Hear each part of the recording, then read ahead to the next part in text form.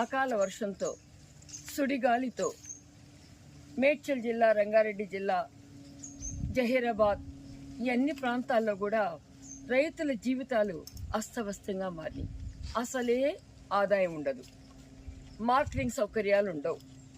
పంట చేతికొచ్చినా కూడా దళారుల చేతిలో కుంగిపోతూ ఉంటారు. ఇక ఈ ప్రకృతి వైపరీత్యాలు, దీనికి ఎవరు? ప్రభుత్వం ఆదుకోవాలి ఇప్పుడు రైతుల్ని.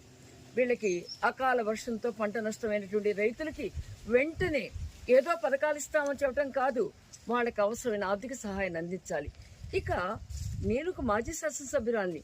నా తోటలో నాలాంటి వాళ్ళు కొంతవరకు భరించగలుగుతాం, కానీ సామాన్య రైతు ఎలా భరించగలుగుతాడు? మామిడి చెట్లన్నీ కూడా కుప్పకూలాయి, మామిడికాయలు రాలిపోయినాయి, అరటి గెల్లన్నీ కూడా నేలమట్టమైనాయి, కూరగాయలన్నీ కూడా ధ్వంసమైనాయి. ఒక రైతు ఏడవకి ఏం చేస్తాడు? ఆత్మహత్య చేసుకోక ఏం చేస్తాడు? బాధపడకి ఏం చేస్తాడు? దీనికోసం పరిష్కారాన్ని కింద లెవెల్ నుంచి కూడా ప్రభుత్వం ఆలోచించాలి. ఏదో రైతు బీమా, రైతు భరోసా, రైతులకు ఏదో చేస్తున్నాం సంక్షేమ కార్యక్రమాలని అప్పులు ఇవ్వటం కాదు.